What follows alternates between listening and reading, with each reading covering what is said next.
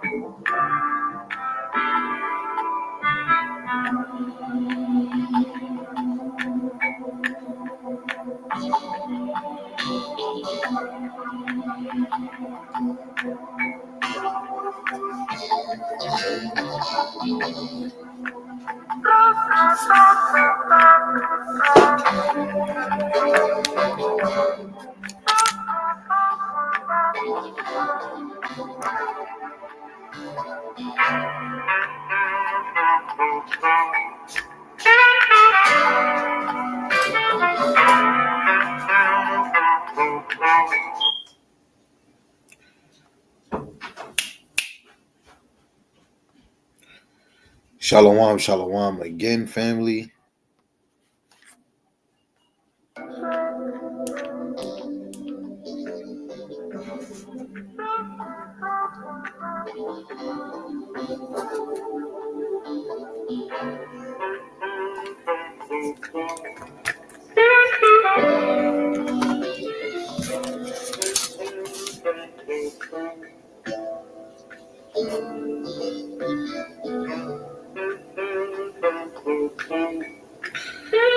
I'm just trying to get certain things set up in the background. Please bear with me.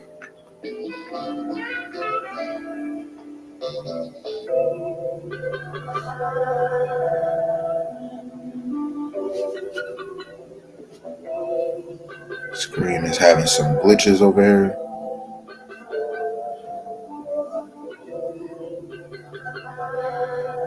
Okay. Sorry, family.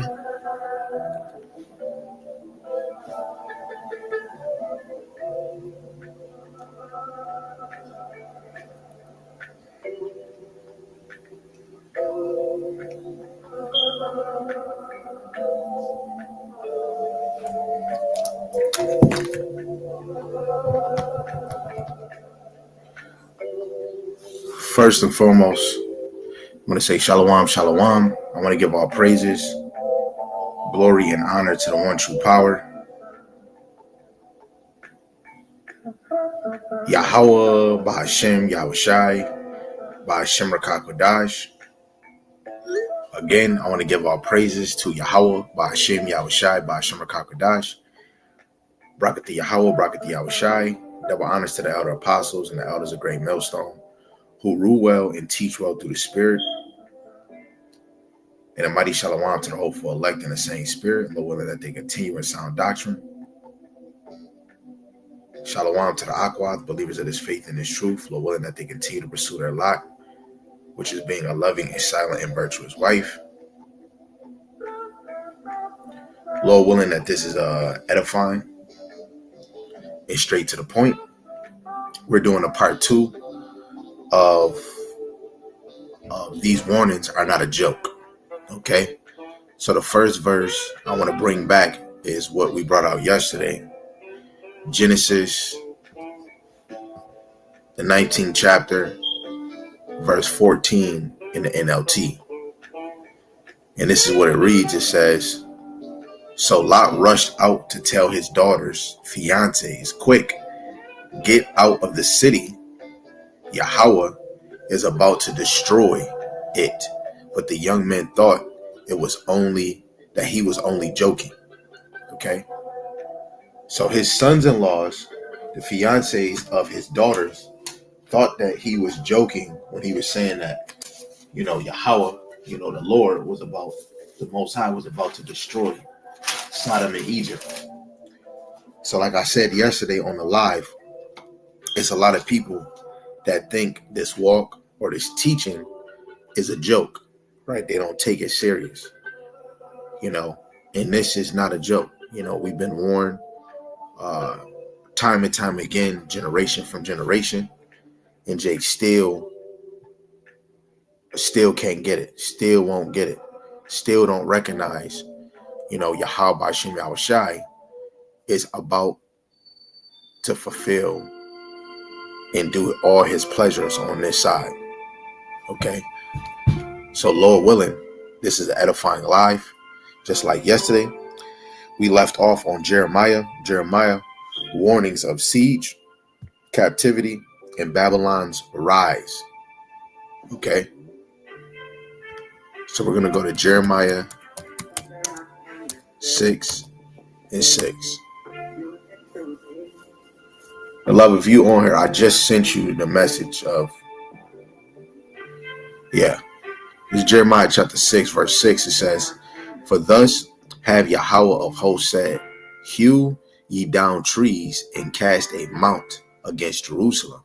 This is the city to be visited. She is wholly oppressed in the midst of her." Right? Who's wholly oppressed? Right? And this is speaking of the southern kingdom, right? The siege of the Babylonians. Let's get Jeremiah chapter 25.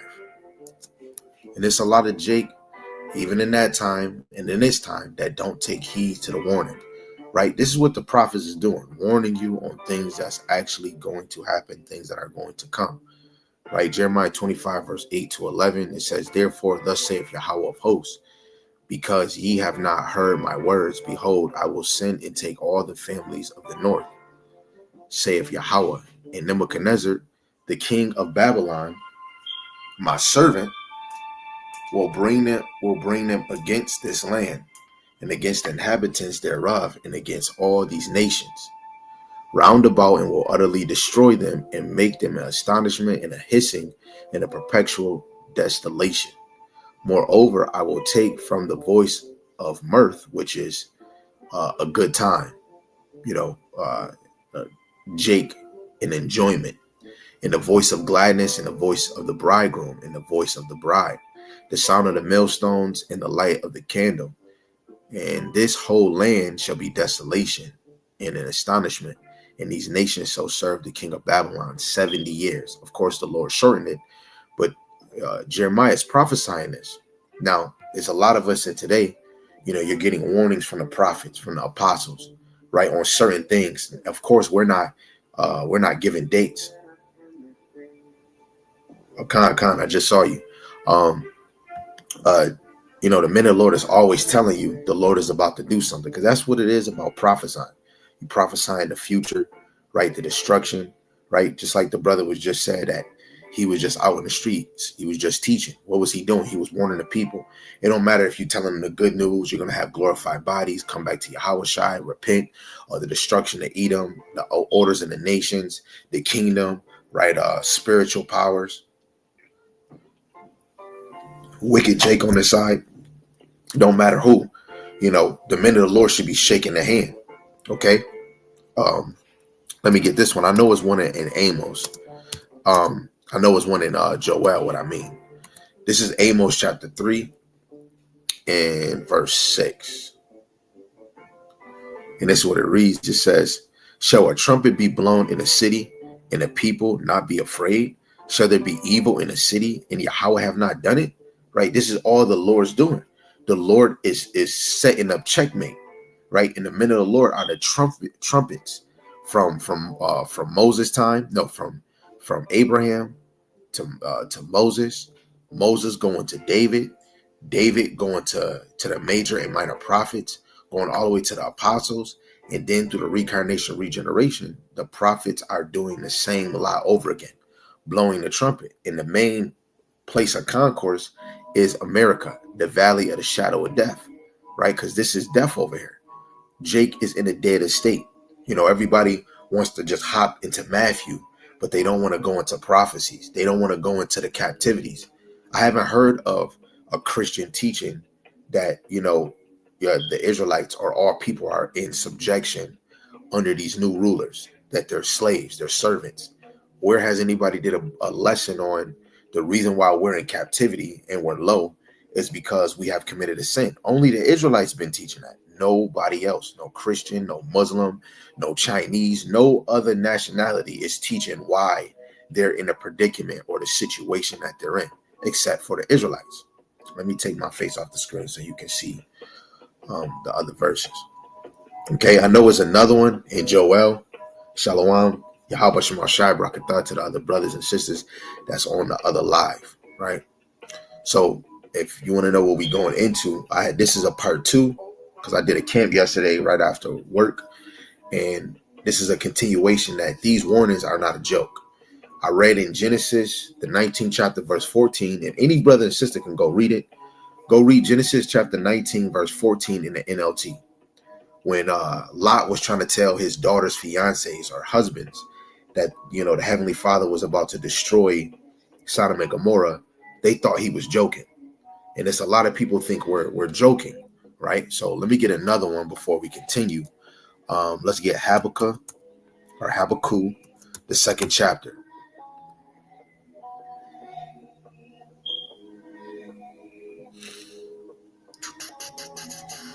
Okay, this is Habakkuk chapter 2. In verse 3, it says, "For the vision is yet for appointed time," right? So appointed time, these things are going to be fulfilled. These things are going to be right there. Now, through the Spirit, we're able to see them, because when you go to, like when we look at Isaiah 55, seek him while he may be found. In a minute, if you're not of the elect, it's going to be hard for you to find this truth. How can you find the Lord? You find the Lord through his prophets. And the prophets are the ones that are speaking of these visions, of these dreams, of these prophecies. But it's going to be a point in time where they're actually going to be right there, right upon us. It says, "But at the end it shall speak and not lie. Though it tarry, wait for it, because it will surely come. It will not tarry," right? These things are not going to hesitate. Everything has a point in time when they're supposed to be fulfilled. Okay? It's just like seasons, like so-called holidays or holy days. Every one of those have a point in time when they will come to pass. Day of Atonement, we got to wait for the year to go past to get to September, right? So let me read this again in the NLT. "The vision is for a future time. It describes the end, and it will be fulfilled. If it seems slow in coming, wait patiently for it. For it will surely take place. It will not be delayed." These things ain't going to be delayed. Everything has a point in time. Just like when you came in this truth, 2nd Ezra is the 7th chapter. Everybody that comes in this truth, you come one at a time. This path is difficult. And how do we come in this truth? By hearing the word, or a spirit hits you and you're seeking for the word. Okay. So let's go back to Jeremiah, the 30th chapter, because Jeremiah wasn't even just only prophesying of Babylon. He was even prophesying about future events. Okay. Even the future event of Yahweh Shai, who the world innately calls Jesus. This is Jeremiah chapter 30, verse 7. It says, "At last," let me see, should we start up? Let me start at verse 5. Let me start at verse 4. It says, "These are the words that Yahweh spake concerning Israel and concerning Judah." Guess what? The northern kingdom was not with the southern kingdom in the hands of the Babylonians. If we was talking about as a whole nation, they were not in the hands of ancient Babylon. So Jeremiah is futurely prophesying concerning the northern kingdom, Israel, and concerning Judah, the southern kingdom. "For thus saith Yahweh, we have heard a voice of trembling, of fear, and not of peace. As ye now, and see whether a man doeth travail with child. Wherefore do I see every man with his hand on his loins, and a woman in travail, and all faces are turned to paleness," right? Because in that, it's going to get real. When there ain't no more shop, ain't no merchandise going on, ain't no more movement, ain't no more drug dealers, right? Unless you taking that charagma, right? This system is about to change. Okay. It says, "At last, for that day is great, so that none is like it. It is even the time of Jacob's trouble, but he shall be saved out of it." Now, this is not speaking of ancient Babylon, because this is something that ain't never happened under the sun, right? We got sieged by Babylon. Then Rome did worse than what Babylon did. The Greeks did worse than what Babylon did, right? Now, I would say the Greeks did as worse as Rome, but Rome They destroyed the whole temple. The Greeks, they was putting harlots in the temple. They even took our possessions, right? But even when we look at now, you got Esau taking over the whole land and calling themselves that they're the people and we're not. Okay, so we're headed to a time, even a time of Jacob trouble, but he shall be saved out of it. But guess what? This same time is none is like it. So it's no trouble that the Israelites went through under the earth that's compared to what's about to take place. Jeremiah is prophesying this. Okay, this is a warning. And brothers keep bringing out Jacob's trouble. 2nd Ezra 15:16. When you dissect each moment, it's going to get real, and it's going to be even worse for women. Why ain't the Christians speaking about Jacob's trouble? Oh, the rapture coming. So y'all want to avoid Jacob's trouble? Jacob's trouble, all the 12 tribes and even all these other nations are going to be in Jacob's trouble. But it's really to afflict the 2/3. Nobody's going to be able to escape that. Okay? So when you drop down to verse 10 and 11, it says, therefore fear thou not, O my servant Jacob, saith Yahweh, neither be dismayed, O Israel, for lo, I will save thee from afar, and thy seed from the land of their captivity. And Jacob shall return and shall be in rest, and be quiet, and none shall make him afraid.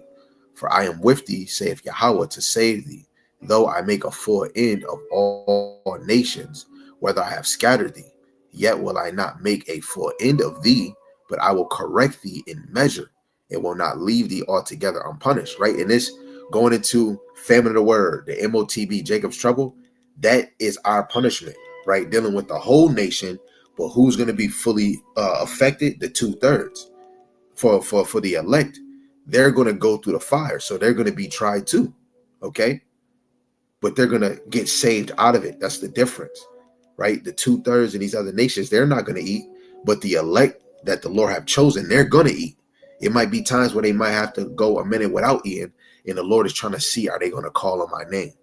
Right? Then in that day, a lot of you Israelites are going to be praying more in the name of Yahweh Ba'ashem Yahushai. But we're not going to go unpunished, right? I'm talking about all Israel, because even if the elect has to go through the fire, how much worse is it going to be for the 2/3? They're going to be catching HE double hockey stick on this side during the famine of word, during the MOTB, during Jacob's trouble. Why ain't nobody talking about that? Everybody just want to make Yahushai or Jesus sound so comfortable. Y'all don't put no fear, no terror in them. Y'all just go to the gospel, right? You don't even know certain, like, especially when he's dealing with the wheats and the tares, right? Especially when he dealing with what is it? Let me actually go to it. Right? This is St. John 15 chapter. Right? It's scary moments when you look in these Bibles. Right? And it's supposed to make you fear Yahweh Ba'ashem Yahushai. You don't want to take this truth lightly. This is not a game. Right? This is St. John the 15th chapter in verse 5. The point is in verse 6. It says, I am the vine and ye are the branches. He that abideth in me. Right? So who remains in Yahushai? And I in him, the same bringeth forth much fruit. For without me, ye can do nothing, right? The men of the Lord, you're planting and watering seeds, but it's the Lord that's actually giving the increase. So whatever you plant, whatever you water, if the Lord see fit, he's allowing it to grow. Now, if that fruit is growing, guess what? That is your fruit that you brought to Yahweh Shem Yahushai. If a man abide not in me, so if you don't remain in Hamashiach Yahushai, he is cast forth as a branch, just like a bonfire, and is withered. Like when winter come in, what happens to the leaves? They start to wither, get all hard and flaky, and fall off the tree. They're withering away. And men gather them and cast them into the fire, and they are burned. And this is really the 2/3. They're going to be destroyed or unalived on this side. I understand TikTok, they have certain things that you can't say on here, right? So at the end of the day, the main engine that the men of the Lord use is YouTube. But the Lord put that spirit on Esau to create these type of engines so that we can be able to push the Lord's ministry 4 corners of the earth. That really the internet is doing the heavy lifting. You just press record. People from other countries, other cities, other places is able to watch your videos. And that's all by Yahweh Ba'ashem Yahushai. Because there's no excuses. Okay, so when we look at this, Jeremiah lived through the Babylonian siege in 586 BC. He warned Judah to submit or perish, symbolic of the final captivity of Israel worldwide today, right? Because when you go into Daniel 7:23, it says the fourth beast ruled the whole earth, right? Or devoured the whole earth. Actually, to put some more respect on the scriptures, let's actually go to it. I believe Daniel chapter 7 and verse 23.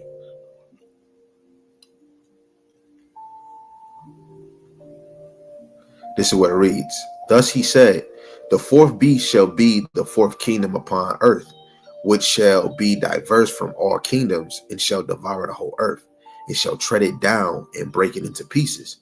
Now, when you go into the fourth beast, which is Rome, Rome did not rule the whole earth. They didn't. So this is speaking of the continuation of the fourth beast, which is the little horn in verse 8, right? America is devouring the whole earth. And you look at it through a military aspect. Anybody can go do it. Go on YouTube. Go on Google and type in the U.S. military footprint. Go do every nation. Russia's military footprint, China. America is the only country or nation on the earth that has a military footprint in all countries. All countries. All countries. If we was to call it like back then, garrisons, America would have all garrisons in all different countries.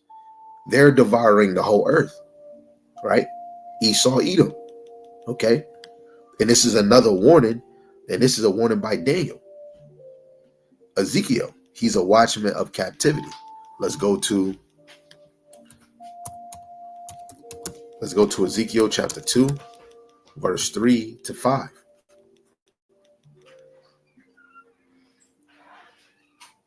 This is Ezekiel chapter 2, verse 3. It says, and he said unto me, son of man, I send thee to the children of Israel, to a rebellious nation that have rebelled against me. They and their fathers have transgressed against me, even unto this very day. Now, the same thing that Ezekiel, what the Lord was speaking to Ezekiel, guess what? The men of the Lord is dealing with the same thing. We have a rebellious people. You know, if I was speaking Google Gaga on TikTok, it would be more people taking heed to it, right? But when it comes to truth, right, let alone not even Google Gaga, when you look at YouTube, TikTok, or any places you're actually teaching the truth, people have less care for it. There's so many people on every social media platform. I have a relationship with the Lord, but when it comes to actually learning, people don't take heed to it because it's unattractive. Why? It's because they have a spirit of rebellion. You know, how can you say you believe in the Lord, but you're not attentive? You have no good attendance pertaining to understanding why the Lord did this and why the Lord did that. Why women this way? Why men like this? Why the household has to be in this order? Why a woman shouldn't have liberty to scatter abroad, to have freedom, you know, because eventually she'll slip and do something, right? We're a rebellious nation, right? Verse 4, it says, for they are impudent children and stiff-hearted. I do send them unto them, and thou shalt say unto them, thus saith Yahweh Shemashai power, and they, whether they will hear or whether they will forbear, for they are a rebellious house, yet shall know that there have been a prophet among them, right? And the children of Israel, it doesn't matter if you're a two-third or not, you're going to realize a real prophet was in the midst of you. Now, a lot of us is slacking, right? We make excuses. Sometimes we look like we in the truth. You know, we show the light that we really care for this truth, but guess what?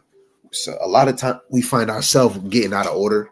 Men, women getting out of order, right? Doing our own things, right? Brothers might start slacking, right? They might stop doing videos, right? Guess what? The flesh wants you to not pursue Yahweh Shema Shai. Even the left-hand side. When the left-hand side spirits or angels see that you distracted, you're not staying in post. Like I'm staying in post, like being occupied in Yahweh Shema Shai. That's the time the left-hand side tries to tempt you, right? They try to come with 7 more seducing spirits, right? Let's go to the book of Matthew. The 12th chapter in verse 43, right? This is happening to our nation, man. And this is what we're supposed to be teaching. I'm not only just doing this for people not in the faith. I'm doing this for people that is in the faith, that said he is. Right? Watching Gorilla the other day, this man talking about pulling up and Negroes getting shot on gang, cuz like what? The Lord is exposing the spirits that people was moving in, women, men, some people are not serious for the Lord. Matthew 12, verse 43, it says, when the unclean spirit is gone out of a man, he walketh through dry places, seeking rest and findeth none. Then he saith, I will return unto my house, which is that temple from whence I came out. And when he is come, he findeth it empty, swept, and garnished. Then goeth he and taketh with himself 7 other spirits more wicked than himself, and they enter in and dwell there. And the last state of that man is worse than the first. Even so shall it be also unto this wicked generation. So the same with this man, the nation of Israel, Yasharella is dealing with the same thing. One moment we had one spirit, maybe two. The spirits leave. They see we are not furnished with the wisdom, knowledge, and understanding of the Lord, or the right spirit of the Lord within us, which is the spirit of truth. Then they come and they try to devour us. This is why you see Jake moving the way they is. This is why it's monstrous children. This is why women moving the way that they move, right? Women in the truth, women out the truth. Some women that come in the truth might feel that she got authority over a man. He can't do this without her permission. But guess what? That's not a spirit of the Lord in no type of way. But guess what? This is a penalty, man. This is a warning. And we able to see it daily in the truth and out the truth. People are dealing with spirits, right? But do you know? This is a warning. Do you know? If you know, what is you doing to overcome that, right? Because they say the flesh is weak, but the spirit is willing, right? Are you willing to change? Are you willing to overcome that spirit, right? You're supposed to be playing spiritual tug of war, Let me actually I've been bringing out this verse for the past few days, man. I ain't gonna hold you. This is my verse now. 1 John, I think I typed the wrong one. Let's see if it pop up. Okay. This is 1 John chapter 4. And I'm going to start at verse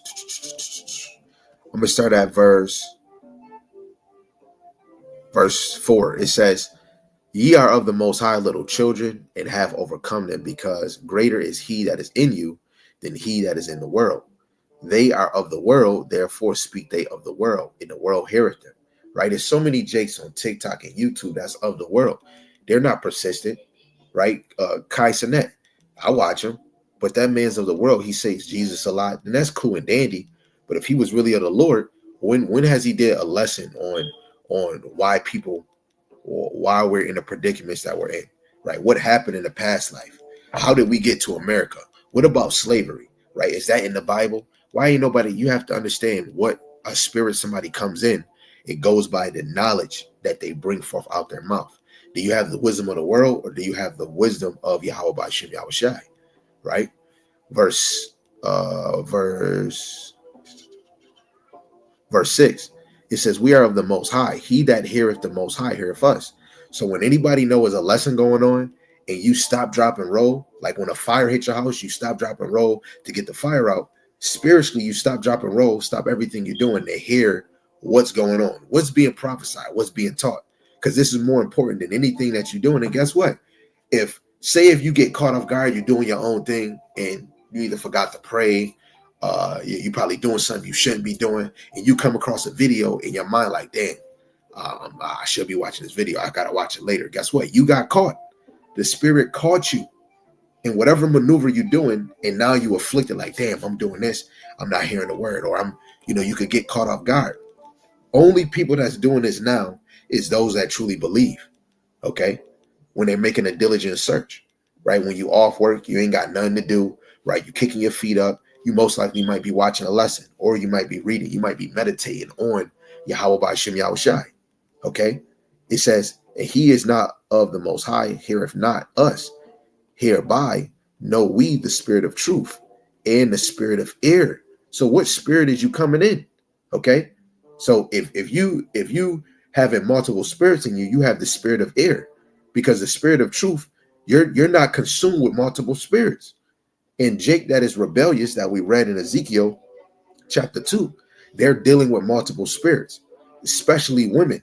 Okay, especially if women lay with more than 2, 3, 5 men, right? She got spirits from that dude, and that dude, and from sperma, and sometimes it could be from pre-sperma, and that goes into your DNA, and this is why you act the way you act. Certain women act obedient. They think that they can do what they want, right? They might feel like, oh man, I ain't never being heard. Oh man, I'm always caring for everybody else's feelings. But really, when they analyze themselves, you doing what you think you're doing, but at the end of the day, what really have you been doing? Literally. A lot of us are dealing with things inside, and we can't even handle it. So we try to act out in unrighteous or that unholy spirit.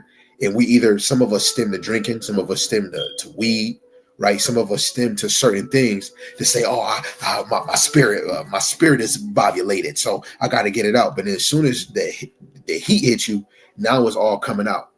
And this is how you know a lot of y'all are weak, because you don't have the spirit of truth. The spirit of truth is trying to seek Yahweh Ba'Shem Yahweh Shai,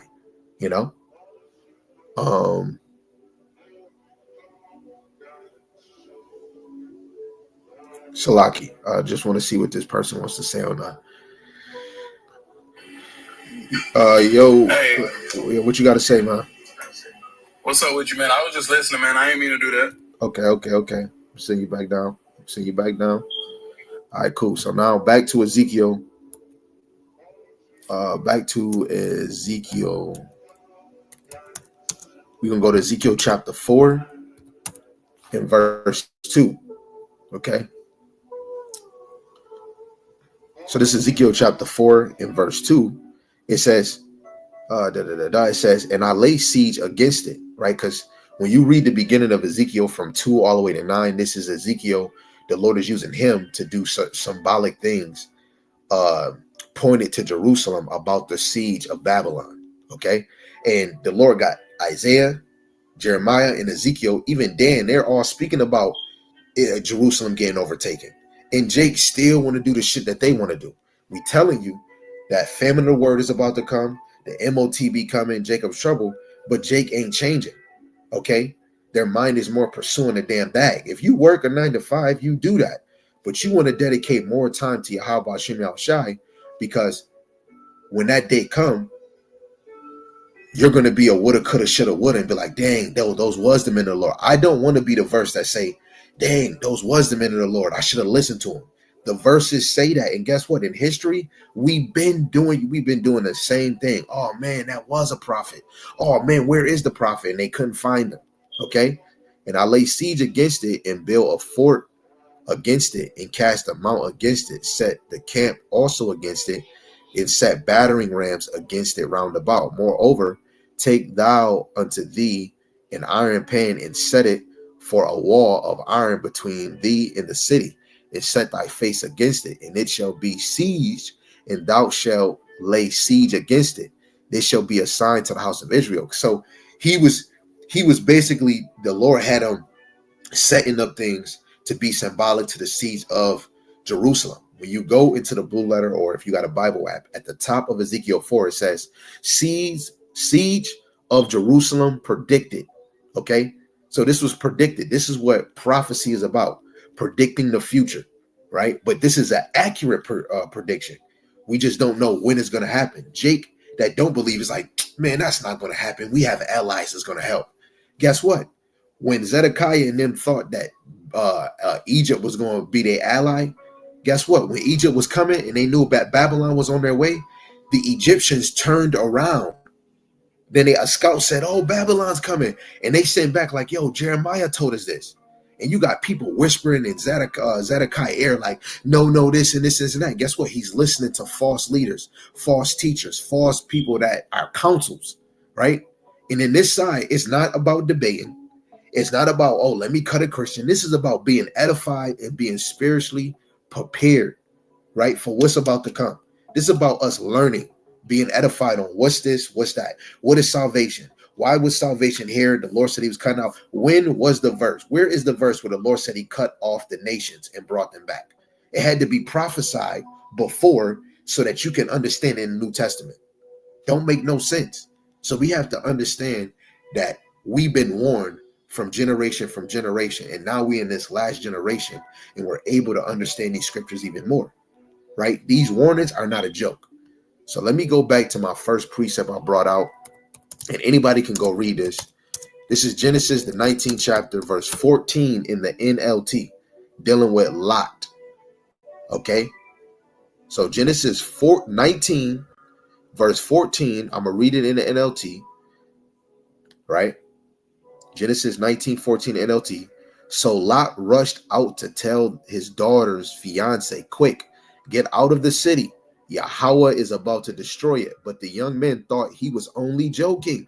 You know how many people get on TikTok, YouTube, wherever you at, thinking you joking? Or you stand on the highways and byways with a dang curtain on, with a garment. Oh man, these dudes look like fools. They think that this is a joke. This is not a joke. And guess what? They asses stayed there and they got destroyed, man. Okay? And that day, y'all gonna know that a prophet was in the midst of you. You want to be the ones that take heed soon as the information coming out, right? I've been hearing multiple people on YouTube comments, man, I want to learn more. I want to learn more. That's the spirit every last one of us should try to be in. I want to learn more, right? Because if you set your affections on things above, that's a daily thing, a daily thought. Spiritual powers, immortality, not working, getting up early as hell to go to work, staying up mad late at work, your feet hurt, okay? Your girl might be pregnant, she got to work. When you think about the kingdom, we ain't working. We giving the orders, okay? So now let's go back to Ezekiel. And let's go to chapter 21. And we're going to read verse 9 to 12.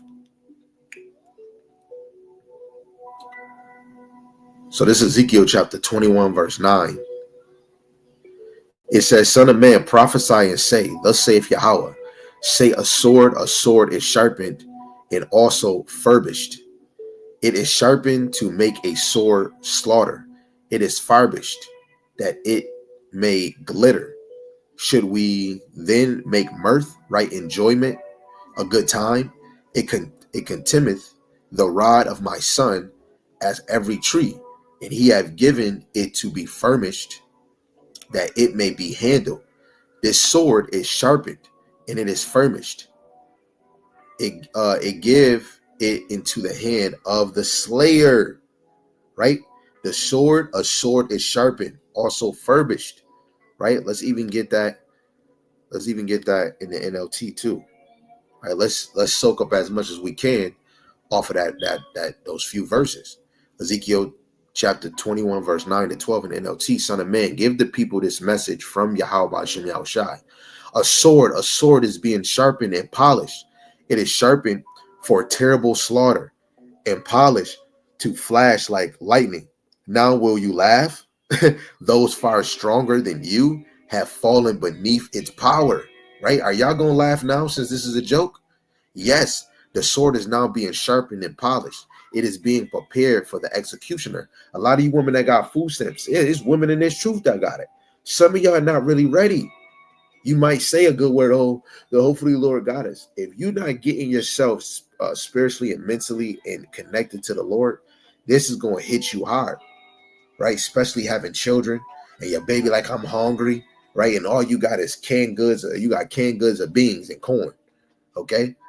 It says, Son of man, cry out and wail, pound your thighs in anguish, for that sword will slaughter my people and their leaders. Everyone will be unalive. You can go read the verse that says DIE, because of TikTok's sake, you're going to die, right? So, this is real. This is in your history. How much more in this time, right? So Ezekiel was already in the Babylonian exile and warned both Israel and Judah, the northern and southern kingdom. The northern kingdom wasn't with the southern kingdom when they were in the hands of the Babylonians. That greater destruction and dispersion were to come. Even the final captivity under Esau's kingdom, right? The YT man, Rome, America 2.0, right? So the same things that happened to old is coming this way. You already had the first wave of the transatlantic slave trade, Guess what? The end of this is going to be way worse than any captivity on the earth. Worser than any, right? Jake really think a kingdom is going to last, that this kingdom is going to last forever. No kingdom lasts forever. It's going to have a high, moment, and then after a high moment, you go down, okay? This is Hosea chapter 4, verse 6, a classic. It says, my people are destroyed for a lack of knowledge because thou hast rejected knowledge. I will also reject thee, that thou shalt be no priest to me, seeing thou hast forgotten the law of thy power, and I will forget thy children. Now, under Yahushua, all the 12 tribes became a priest, a royal priesthood. So those brothers that are rejecting this truth, if you was in this truth, or you hear this truth, you seen this truth, and you're not acceptive to it, you're rejecting, right? This understanding, you're rejecting this role, how you should move. The Lord is going to reject you and reject your dang children, right?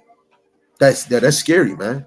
Lord going to reject my children. If you love your children, don't reject his wisdom, knowledge, understanding, man. Okay? Well, what Yahweh Shem Shai did for us, nobody in your life, even money, cannot do what the Lord has done for us, man. Right? From the good to the bad, to the bad to the good. So this is, and I'm one of them guys, and it's multiple other brothers. I'd speak and say we deserve that captivity. We deserve everyone. Oh, bro, why would you say that? We deserve that physical beating. We deserve to be separated. Yes, we did. Because when you turn yourself away from your true power, the one that created the heavens and the earth, his anger is different than us. Our thoughts is not his thoughts. We turned away from our power. That's not the same as you turning away from your dad. I don't want to live with my dad no more. I want to live with my mom. I don't like following my dad rules. Then I don't like living with my mom. So I'm about to live with that's different. We talking about the Heavenly Father and his son. We turn our backs on them. So our punishment is going to be way greater, right? The scripture we just brought out is Hosea 4:6, but the title of this lesson is These Warnings Are Not a Joke. I started off with Genesis 19:14, and I read it in the NLT where Lot was speaking to his daughter's fiancés or husbands, and he said, yo, Yahweh is about to destroy Sodom and Gomorrah, and they thought he was joking. And since they thought he was joking, they did not follow him. So the same thing that happened back then is happening today, where a lot of people think that this is a joke. They're either thinking of a rapture, they think God loves everybody. But at the end of the day, when is somebody giving out history information when the Lord was dealing with another nation, or he put other nations in captivity? So that's what we're getting into. And anybody that's hearing verses, you should be evaluating yourself by taking heed to warnings, So now that you in this truth, you're held accountable. So every step that you take, you're marked if you're not being in order, going to women and children, right? If women out here know they shouldn't have liberty to scatter abroad, women shouldn't be trying to move like they got freedom to do whatever they want. Children, your daughter, your son, right? Now we in the truth, we should be more in order. This is for a lot of y'all that's coming in this faith, a lot of y'all that is in this faith, okay? Because this warning is about to take place. The famine of the word, the MOTB in Jacob's trouble. Like literally, this is, man, I'm not going to lie. Notification, China is banning teaching the Bible and prayer in China, okay? You got digital IDs in UK. You got people rioting. You got ICE, government officials in multiple cities and states in the United States, and they're talking about going to other places. It's getting real out here, So this Hosea chapter 8, verse 8 and 9, it says, Israel is swallowed up. Now shall they be among the Gentiles as a vessel wherein is no pleasure. So now the Israelites, the whole 12 tribes, are swallowed up in the midst of the nations. For they are gone up to Assyria, a wild ass alone by himself. Ephraim have hired lovers, right? So Ephraim is attracted to other beliefs, other thoughts of mind. This is why Ephraim was the first one to go off out of the 12 tribes. Out of the southern kingdom. Everybody in northern kingdom start cleaving to Ephraim. Ephraim is the head. Going into the scriptures is more than just saying, oh, The Israelites is in Africa. They're here. No, the Israelites is scattered four corners of the earth. Now let's go into the prophecy. Let's go into the parables, right? What about Jacob's trouble? Let's go into the elect. It's not a lot of people speaking about the elect. Everybody is so ready to cut somebody. Everybody's speaking about all nations can be saved. Then describe the elect, right? Show me when the Lord was giving warnings to the other nations. Explain Ezekiel 37. Where is the chapter, a whole chapter pointed to another nation, that they're dry bones? Where is that, right? Because that wasn't fully effect until the Israelites came to America, where they were in dry bones, where they were scattered four corners of the earth, dry bones. Where is the chapter that the other nations are dry bones? Okay. These are warnings, man, and we need to be taking heed to it. Okay.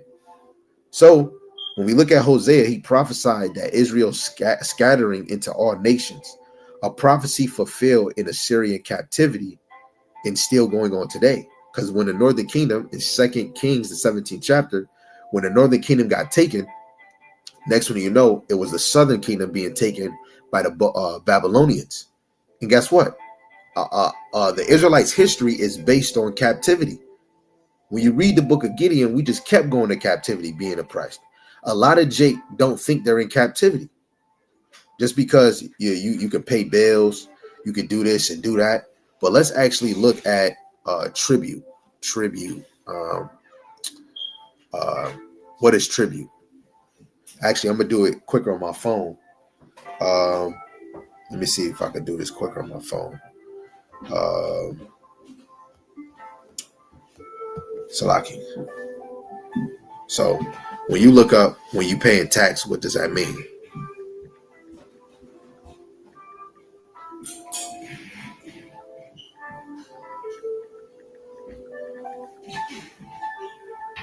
Okay, so when you're paying taxes, what does that mean for everybody? Okay.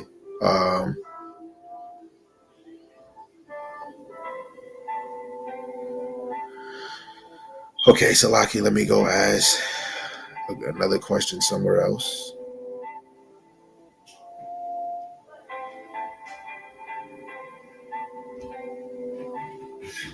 Salaki, I'm trying to, okay.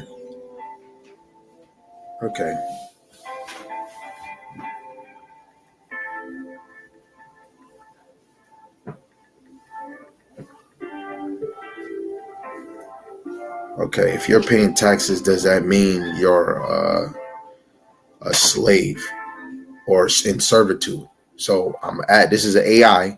It says, yes, in the spiritual sense, paying tribute or taxes to another nation is a form of servitude, especially when that nation rules over you and your people. Right? So the Bible clearly connects tribute with being under another dominion. When you look at Deuteronomy 28:43-44, the stranger that is within thee shall get up above thee very high, and thou shalt come down very low. He shall lend to thee, and thou shalt not lend to him. He shall be the head, and thou shalt be the tail. That's economic subjection when your labor and your wealth go to enrich other nations. Deuteronomy 28:48. Therefore shalt thou serve thy enemies, which Yahweh shall send against thee in hunger and in thirst and in nakedness and the want of all things. And he shall put a yoke of iron upon thy neck until he have destroyed thee. We served our enemies even today through taxes, bills, dependence on their system for basic needs. This is plain. This is very plain. So everybody and their mama on TikTok, off of TikTok, you making money on TikTok, you on OnlyFans, you're paying taxes. That means you're in servitude. Matthew 22:17-21, which you can go read. I'm only just reading a good part. It said, is it lawful to give tribute to Caesar or not? This is what they were trying to trap Yahushua in. Render therefore unto Caesar the things which are Caesar's, and unto the Most High the things that are of the Most High. And when he looked at the superscription, who was on the superscription? Rome. I got a quarter all through the Spirit. I got a quarter right here. Let me put on the screen for the YouTube. For those on the YouTube, I have a quarter right here. Go tell somebody else. I have a quarter. I have a quarter right here. What is that? This is tribute money, man. Your oppressors is on your money, man. Okay? Nobody can get around and say that they free, right? In the ancient world, when people put their face on the money, that was the example of you being oppressed or somebody ruled you, right? In each captivity, man, right? And this was paying homage, right, to the ruler, imprinting their face on their money, or a signet when they write a letter or a decree, right? They have a certain ring that it heats up, and they imprint a stamp on a freaking folded card or a folded letter, and it goes out, and they can see the signet or the imprint of the king's joint, and they'll know that this is a decree, man. We are in tribute, even when you use paper money, man. Come on, man.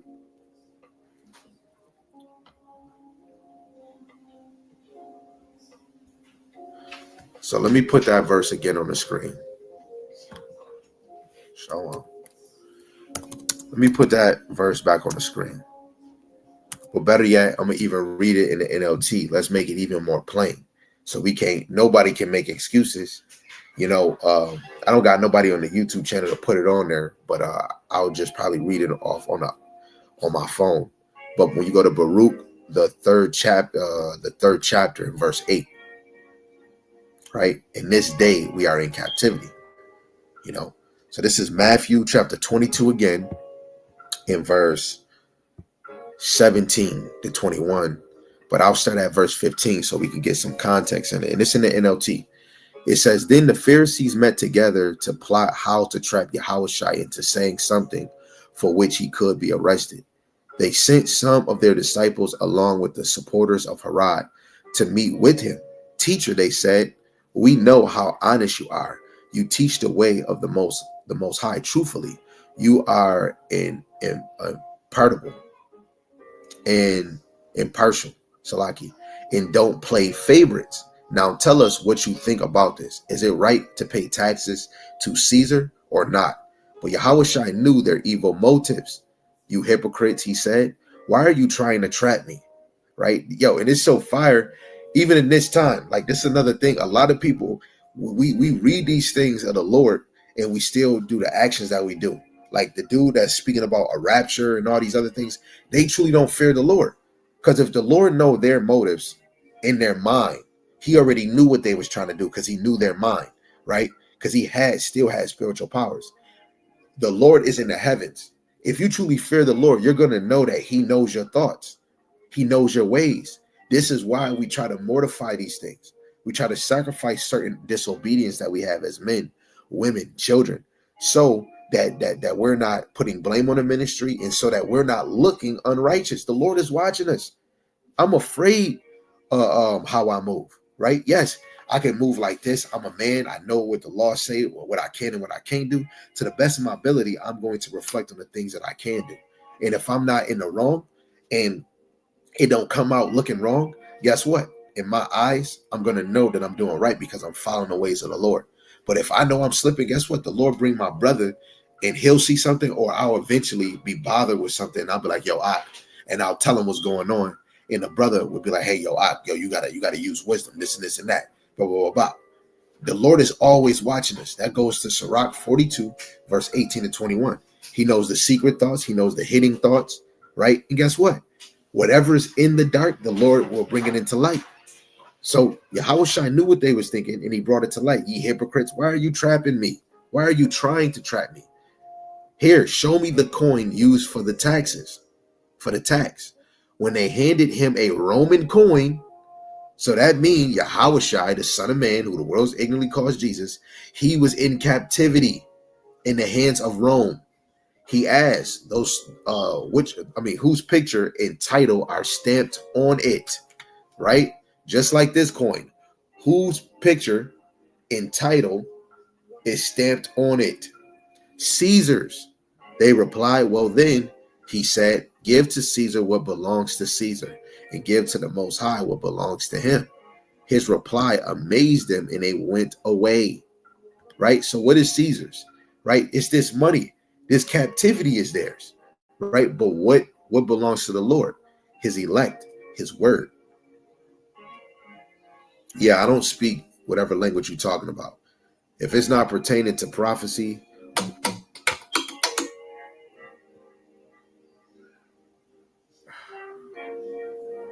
Salaki fan, I got to turn this alarm off.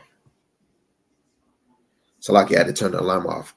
The dude Messiah, or however you say his name, if it's not pertaining to prophecies, I'm not trying to hear it. Okay, literally.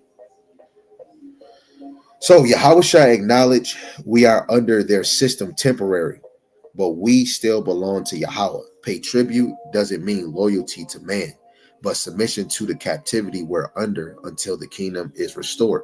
This is why scriptures say be at peace with all men. When you go to Jeremiah, we're not even supposed to make war with our adversary until Yahushua comes, right? The number one thing we got is our spiritual sword, right? Our spiritual sword is not carnal. Our spiritual sword helps us pull down strongholds, false doctrine, false belief. We're not here to be cowboys and guns blazing. We don't have no power. You want to fight Esau? He has nukes. He can drop a nuke on you at any dang time, right? Got weapons beyond weapons. We was not made to come in captivity and had a spirit of the Sakari. We supposed to be having a spirit to serve Yahweh Ba'ashem Yahushai. Okay, so going back to the point.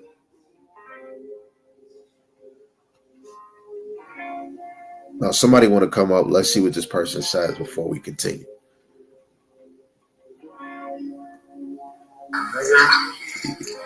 Shalom. What did you have to add or say? The fuck? Who said I joined that?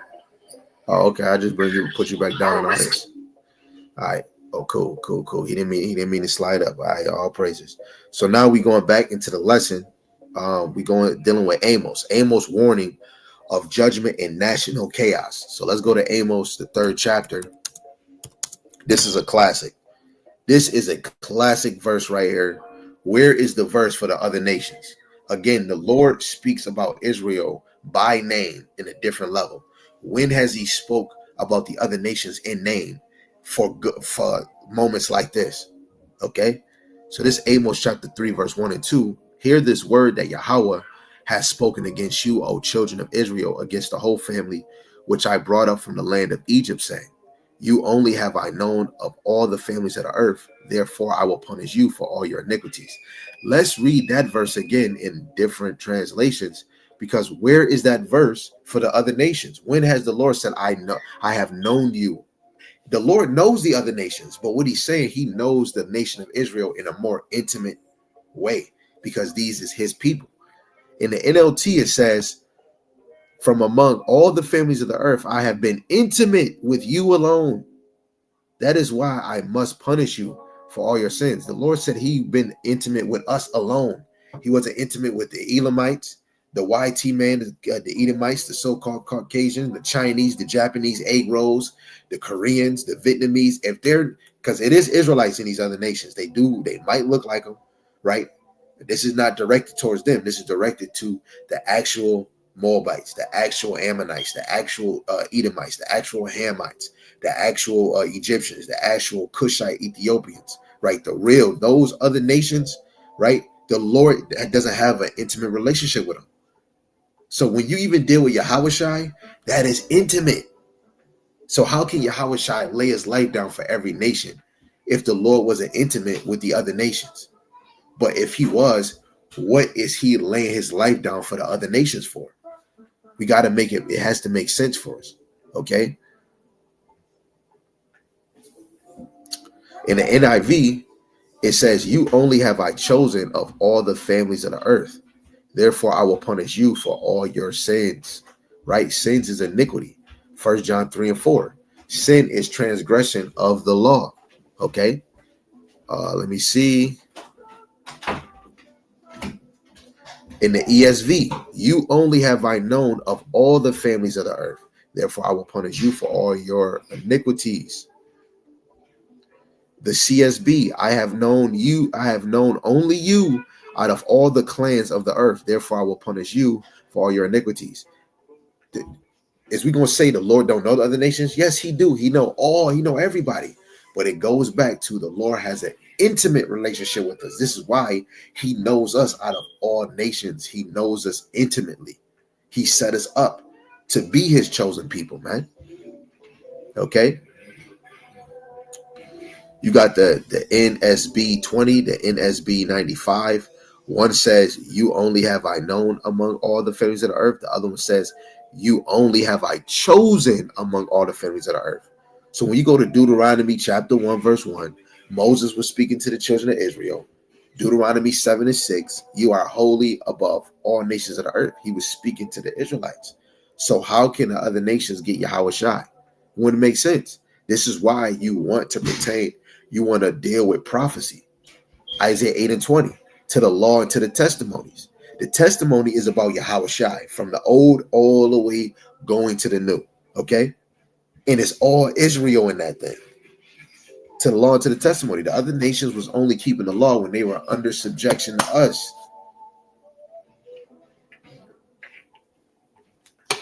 It's amazing out here.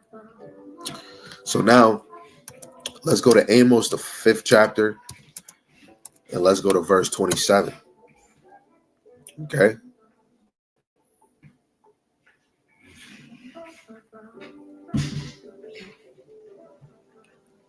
So this Amos chapter 5, verse 27. Therefore, will I cause you to go into captivity beyond Damascus, saith Yahweh, whose name is the power of hosts. Right? Beyond Damascus. Right? Let's get Amos 9 and 8.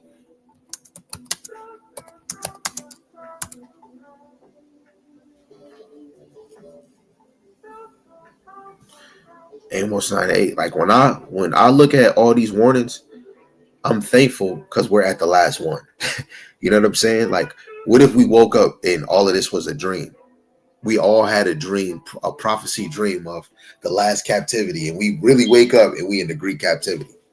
That means we got the Rome, then we got the Ishmael and the Hamites after the Dark Ages, like in between the Dark Ages. Then the Renaissance grow, and then we come to America. Oh man, I'm glad we in this last captivity, right? This is why it's beautiful going into prophecies. Amos 9 and 8. Behold, the eyes of Yahweh Shemashai power are upon the sinful kingdom. Now, this verse is like a twofold, because the sinful kingdom is the Israelites, right? Because those are the nation that truly sinned, because the law was given unto them. They transgressed the law. But in another sense, in the other fold, this will be dealing with Babylon. Babylon is a sinful kingdom, place of confusion.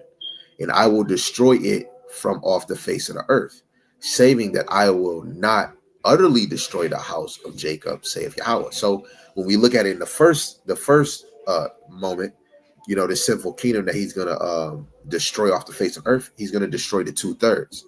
But then if we look at it in the other standpoint, the Lord is going to destroy Babylon off the face of the earth, right? But he's not going to destroy the elect, because the elect are going to get beamed up. Lord willing, we are of that number. Let me get verse 9. It says, for lo, I will command and I will sift the house of Israel among all nations, like as corn is sifted in a sieve, yet shall not the least grain fall upon the earth. All the sinners of my people shall die or be unalive by the sword, which say the evil shall not overtake nor prevent us. Okay. So all the sinners, which what accumulates that? The 2/3, right? When we look at, especially when the Lord is speaking about cutting somebody off, destroy, it goes into the 2/3 when we actually are speaking about Israel as a nation. Okay. So when we look at Amos warned of social corruption and false worship leading to captivity, also symbolizing future destruction of modern day Israel's enemy. So when we look at Amos 9 and 8, you can look at that as a future sense in a twofold way, because in all captivities, the Lord was always looking at the Israelites, the sinful kingdom that's always committing sin, serving other idols except for Yahweh Shem Yahushai. And then in another case, he's looking at Babylon, which is a actual sinful kingdom. So when we go to Micah and Nahum, which warns of land taken and future destruction. Okay, so let's go to Micah and Anybody can get all these precepts, okay? This is Micah chapter 3 and verse 12.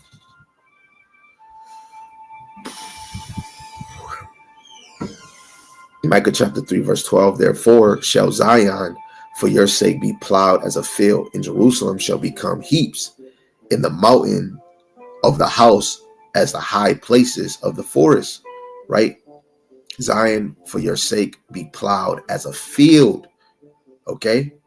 Especially when the nations overtook the land, right? Right? They're going to be plowed like an open field. Jerusalem will be reduced to ruins.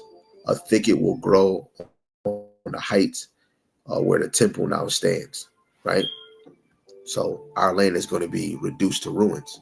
And if we know in history time, yes, but when you go into future time, when you go to Ezekiel, the 38th chapter, verse 17 and 19, Israel will be leveled by ICBM missiles.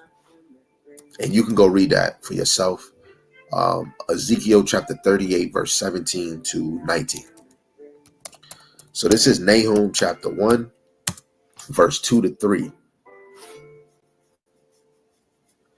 It says, the Most High is jealous, and Yahweh revengeth. Yahweh revengeth and is furious. Yahweh will take vengeance on his adversaries, his enemies, and he will reserve wrath for his enemies. Yahweh is slow to anger and great in power, and will not at all acquit the wicked.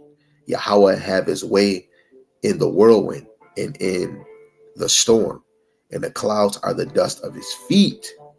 Okay, you can keep reading on that day, in this chapter, but verse 9, what do ye imagine against Yahweh? He will make an utter end. Affliction shall not rise up the second time. Come on, man. Especially when we look at Babylon, when Babylon fall, it's over. It's over after this. Ain't no more affliction, Jake. We out of here. It's up from here. So Micah foretold the Babylonian destruction and the end time judgment on the nations that oppressed Israel. Let's get Zechariah, because the Lord is not forgetting. When people say, oh, why won't you forget slavery? Why won't you forget 4th of July? Why won't you forget Juneteenth? Why won't you forget 9/11? Make it make sense. They want us to stop talking about slavery. Then why won't y'all stop talking about 4th of July? Okay? Make it make sense. Zechariah 2 and 8, it says, for thus saith Yahweh of hosts, after the glory have he sent me unto the nations, which spoiled you. For he that toucheth you toucheth the apple of his eye. Right? What nation is considered the apple of his eye? It's only the Israelites, man. How can the other nations come in this and they can be the saints? They can get salvation. They're part of the elect. They're going to be ruling the kingdom. That don't make sense. Okay? Because if this verse said, he have sent me unto the nations which spoiled you, right? Then it's 18 nations on the earth. It's no chosen out of every nation. Because where is the verse where it says the chosen out of every nation knew the name of the Lord? That's the number one thing I look at. Especially if I was to come in this thing as a babe and now I keep hearing the name all the time, I would ask the question, can you show me a verse that the other nations had the name of the Lord? You're going to find out when they were subjected under the Israelites, that's when the nations knew the name of the Heavenly Father. But if I could show you a verse that the Heavenly Father and his son's name is only found in Israel, it would make you think like, why would the Lord send Yahweh Shai for me, but his name is only found in Israel? It wouldn't make sense. If I was a Hamite or an Edomite, it wouldn't make sense to me, especially if I'm reading the same Bible you read it. Okay? Everybody want to be Captain Save-A-Ho, but look, when we were getting physically afflicted, no Jake, from the Black, Latino, Hispanics, and Native Americans, none of y'all would say, let's save the other nations. When we was getting afflicted on this side, none of y'all would ever say that. But look how the Lord made the truth come out in this time. He made the truth come out when we were all in an unalive state, in the spirit, spiritually dead. Now that the truth is coming out, you hearing something new. You're like, wait, hold on.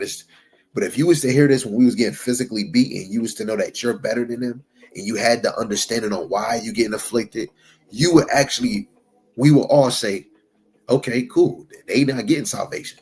But because Esau made life look easy for you, you can get a job, you can drink out the same water fountain, you can go to the same restroom. Now you feel like, oh, they're nice. The Moabs, they're nice. They're all nice. A lot of y'all do not have spiritual eyes to see what's really going on, right? A lot of us got to pray like Elisha when he did for the servant, asking Yahweh to give him vision to see, okay?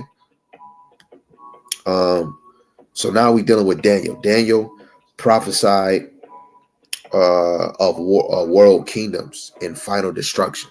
Okay, so let's go to Daniel, the second chapter, and start at 37, and we're going to read to 44. A lot of this is all prophecy. Okay, so if you don't know the history on some of these things, we will be here way longer. Then you truly don't understand the Bible. Okay, because before Matthew come into play, before Yahushua come into play, a lot of these things was prophesied before Yahushua came. And it's things that was prophesied about Yahushua. So when he did come, we would know, oh, that's him. Just like when you go to St. John, when Nathaniel told Philip, wait, was it Nathaniel or was it Philip? Philip was telling Nathaniel that we found him who Moses spoke about. And Yahushua said, Nathaniel, he was a genuine Israelite, or this is a real Israelite indeed. So this is Daniel chapter 2, verse 37. Thou, O king, art a king of kings, for the Most High of heaven hath given thee the kingdom, power, and strength, and glory. And wheresoever the children of men dwell, the beasts of the field and the fowls of the heaven have he given into thy hand, and have made thee ruler over them all. Thou art this head of gold. This is dealing with Nebuchadnezzar. He's the head of gold. And I'm on the blue letter. So when I look at the blue letter, it's giving me different points of when Daniel was speaking about who. So from verse 36 to 38, the interpretation of Babylon, the first kingdom. When we go to verse 39, the title says Medo, Persia, and Greece.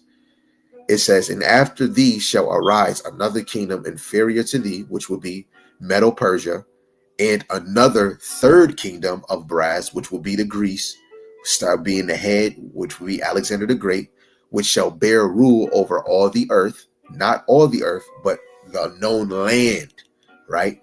Then the next title is Rome, okay? So verse 40, it says, and the fourth kingdom shall be strong as iron, for as much as iron breaketh in pieces, and subdueth all things, and as iron that breaketh all these things, and is even symbolic to the weapons they use, right? Rome was known for using iron, right? But shall it break in pieces and bruise? And whereas thou sawest the feet of feet in brass. Now, Rome was very good in war tactic, let alone Rome studied the Assyrians, okay? It says part of potter's clay and part of iron. This, the feet and the toes, the potter's clay and part iron, this is an example of half is weak and the other part is strong. Clay is weak, iron is strong. The kingdom shall be divided, but there shall be in it of the strength of the iron. For as much as thou sawest the iron mixed with mar clay, and as the toes, which were in the time of the toes of the feet, were part of iron and part of clay, right? Because when you look at Babylon the Great and its allies, right, it is weak in a point, in like you got Canada, I think Greece. It's different areas of this beast from the clay and the iron. You know, the iron is the strong part, right? Which America could be one of the strong parts. I forgot all the names. I forgot all the ones that are strong. Now we can do. I can go search it easy, and we can search what's the strong parts of NATO and EU, and what is the weak parts of NATO and EU. EU stands for European Union. Okay. And it says, so the kingdom shall be partly strong and partly broken. This is what you see right now, let alone what Yahushua said in the gospel. If a kingdom be divided against itself, it shall not stand. It's going to fall. Verse 43, and whereas thou sawest the iron mixed with mire clay, they shall mingle themselves with the seed of men, but they shall not cleave one to another, even as iron is not mixed with clay. Okay? called like Yahweh Shem Yahushai. And when you keep on going, verse 44 to 45, it goes into the divine kingdom. Okay, it says, in the days of these kings shall the Most High, and Shalom, Yahweh Shem Shai Brakatah, to the Akim and the Akwath that are on the live. Okay, it says, and in the days of these kings shall the Most High of heaven set up a kingdom which shall never be destroyed, and the kingdom shall not be left to other people, but it shall break in pieces and consume all these kingdoms, and it shall stand forever. This is a prophecy that hasn't been fulfilled. So shouldn't we be in the mindset that we're about to be in a time where the Lord is about to destroy all the kingdoms before, right? Starting with this one. When he take this one down, all of them is done with. So when we look at Colossians 3, which Lord willing I could do a lesson on after this, let me mark this right here. Colossians 3. When you set your affection on the things above and not things on here, you're setting your affection on spiritual powers, the kingdom rulership, not working, being in rulership. Like when you watch, like look at this. Last night I was watching Coming to America. Now I don't know if any one of y'all that's watching this know about Trading Places. Trading Places, the director or the producer of that movie is Aaron Russo, who was a friend of Nathan Rothschild, who said that later on in the future, or however they do it, they want to microchip everybody. So when you watch Coming to America, you remember in Trading Places when those two billionaires, they put all their money in a trading stock and they lost all their money. They got removed from the building. The one dude had a heart attack. When you watch Coming to America, Marty or what's his name, Randolph, they were homeless. They were poor. When Eddie Murphy was walking down the water lane with that girl, because she wanted to go to his house, but he seen the pedals that his father came. He said, "No, let's go somewhere else." So they went walking. He took the money from his friend and gave it to a poor dude laying there. And he said, Randolph, wake up. And he said, "I'm still not talking." He said, "Man, even though you're still not talking to me, talking to us, look." And Randolph, he looked at it. He said, "We're back." So the movie is really a spiritual movie. In Trading Places, you see Esau falls down from his position and his role, and Eddie Murphy becomes high in power. Okay, I mean, he gets money, he gets wealthy. But then when you go back to Coming to America, it shows Hakeem being rich, being a prince, right? He's being a king. Now, in another spiritual sense, it's the mindset of Jake wanting a woman to have her own opinion on this side. Truly, Eve was the example of the woman of what Hakeem wanted, a woman that got her own opinion. I want to get counsel from this serpent over here. Back in the ancient world, when we follow the ways of the Lord, women follow the order of their husband, let alone if a woman wasn't married, she followed of the rules and order of her father. Okay. Let me just show that, because this is another warning, for men and women. So Lord willing, you're edified. If you're not, hey, Salaki. So when you go to the book of Susanna, I believe the first chapter is one chapter from verse 1. It says, "There dwelt a man in Babylon called Iokim, and he took a wife whose name was Susanna, the daughter of Chalias, a very fair woman, and one that feared Yahweh B'Shem Yahushai. Her parents also were righteous and taught their daughter according to the law of Moses." So when a woman is living in the house of her father, and of course her mother, she is taught and raised to follow the law, statutes, and commandments of Yahweh B'Shem Yahushai, to be in order. Okay? So when that girl gets a husband, she's supposed to be in order. Ain't no liberty, ain't no let me have my free will, it's my opinion. No, none of that. Women were moving in a certain order. When you go watch, when you read about Esther was a woman that was raised up in the law. Mordecai, I think her uncle. And guess what? Next thing you know, she became a wife to a damn heathen or a Persian man, right? But at the end of the day, she didn't have freedom to do what she wanted, right? She didn't have leeway. right? Guess what? These are warnings to allow us to teach our children, our daughters, to be in order, right? Especially in obedience to their father and their mother, okay? We're not taught that on this side. We're taught to give liberty to our daughters, let our kids just do what they want. Now, that's not raising or preparing your daughter to be a wife. You're not preparing her to be in this world, okay? So I had to back up that point just to show you, especially if a woman, is moving righteous, she's raised up in a righteous mindset, which is, her being taught according to the law of Moses, right? This is how she was able not to commit adultery or commit that sin with those damn elders, okay? But if she wasn't taught in those laws, who's to say what she would have did, okay? This is why, when you come into this truth under, in Yahweh Shem Al Shai, you start to move different. If you believe, you move different. These prophecies is real. These history points are real. This really happened. Okay. Now, if you don't believe, hey, I'm not here to force you. This is Daniel chapter 7, verse 25. We still dealing with Daniel prophesies of world kingdoms, final destruction, right? And if you go look it up, most kingdoms last about 250 years. Next year marks 250 years for America. So this is Daniel chapter 7, verse 25. It says, and he shall speak great words against the Most High and shall wear out the saints of the Most High, which we see that in the Roman captivity. But even in a future sense, America has weared out the saints of the Most High. And they even did it four corners of the earth because they scattered us. Okay.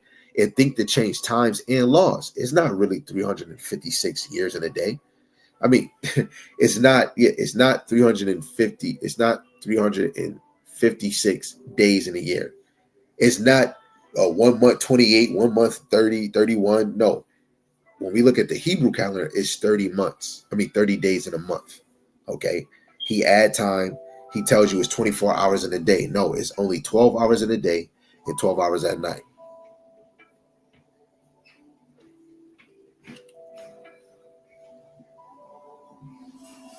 Salaki family. I think somebody requested up.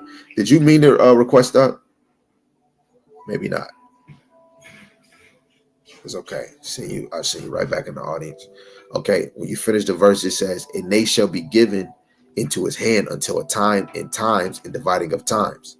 Right? Which that times and time and dividing of time, I believe that even goes with the revelations when they go into when brothers speak about that 350 years, right?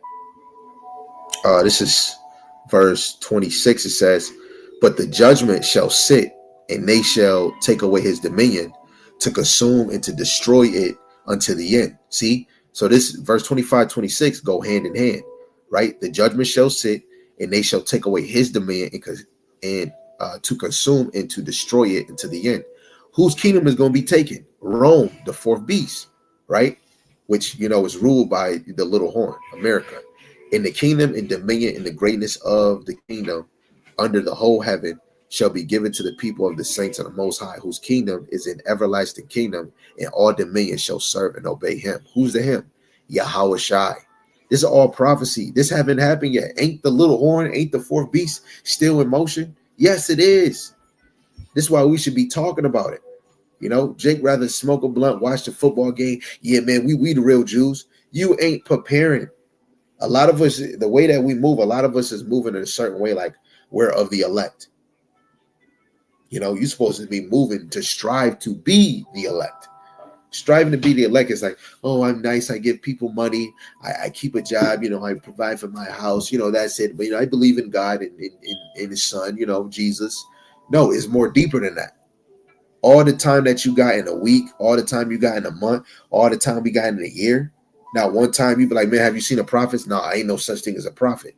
Then you're not connected to Yahweh Shem Yahweh Shai. You don't know the voice of the Lord. Okay? So Daniel warned the Israelites of 4 beast kingdoms.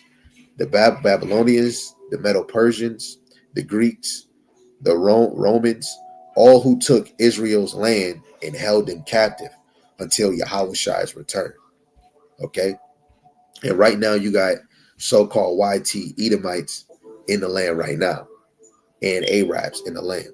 So when we go into the New Testament, because we was mostly dealing with Old Testament warnings, Yahushai and the apostles. So let's go to Luke, the 19th chapter.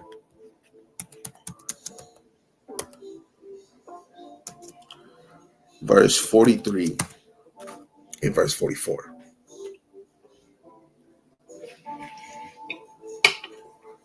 Luke chapter 19, verse 43, it says, "For the days shall come upon thee, that thy enemy shall cast a trench about thee, and compass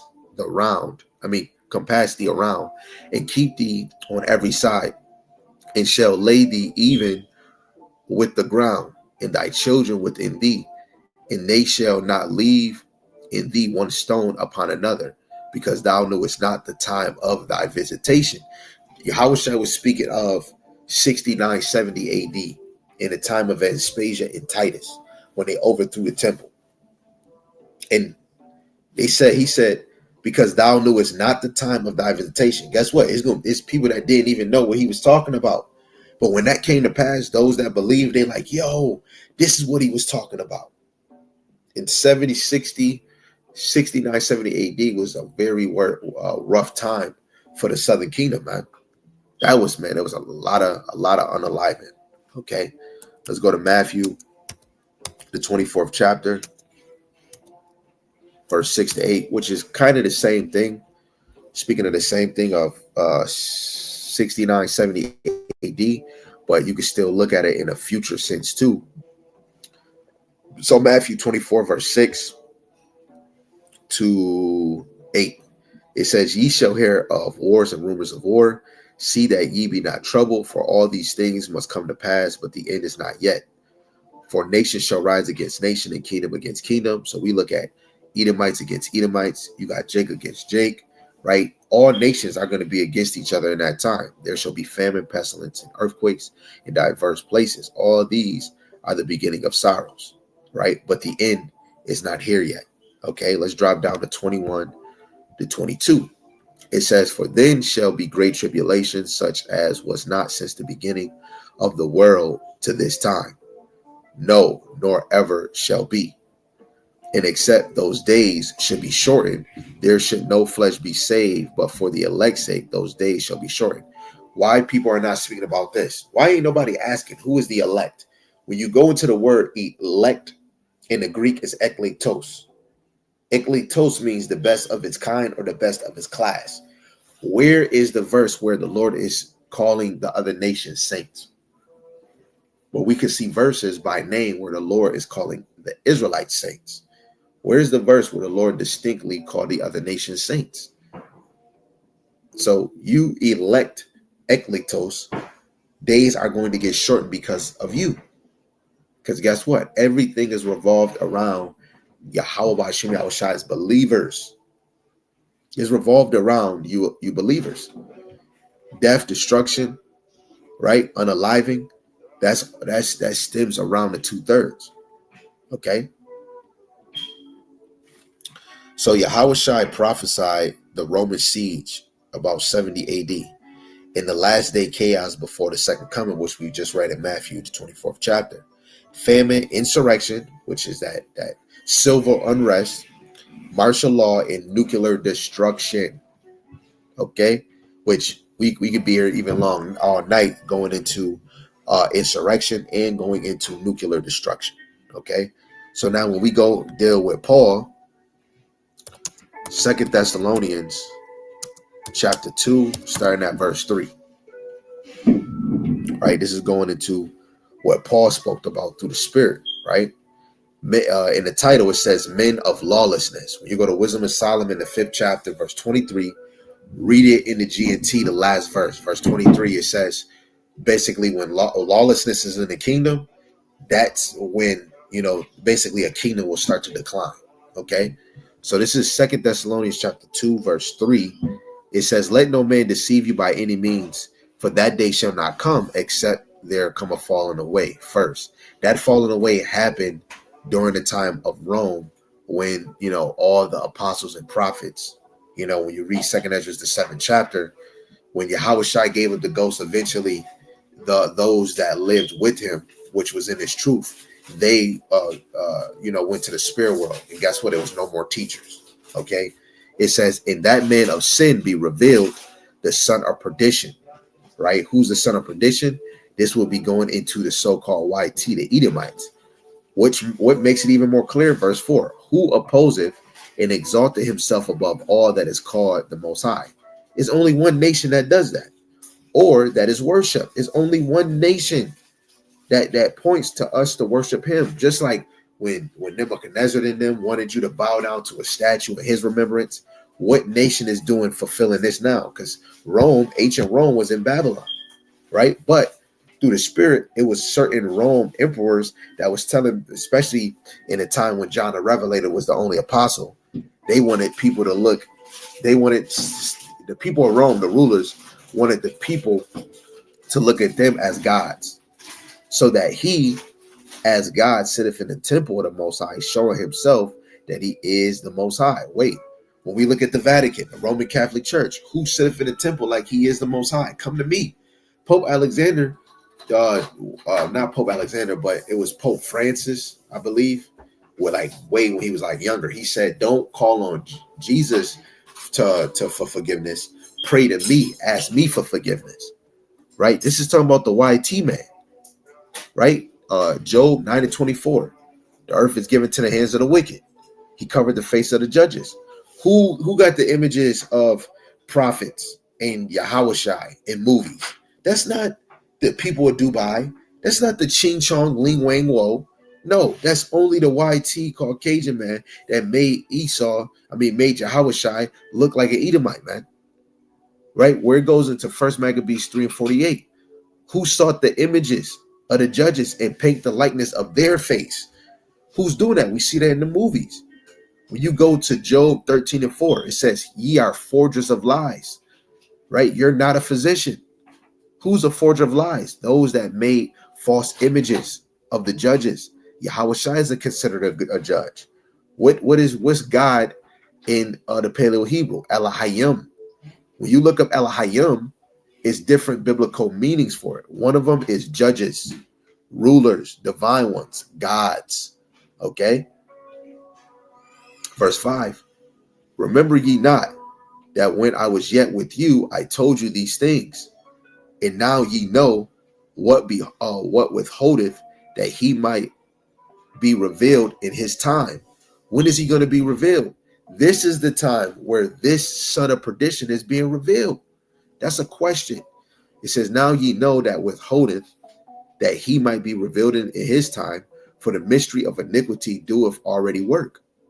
Only he who now letteth will let, until he be taken out of the way, right? And that's what has to happen.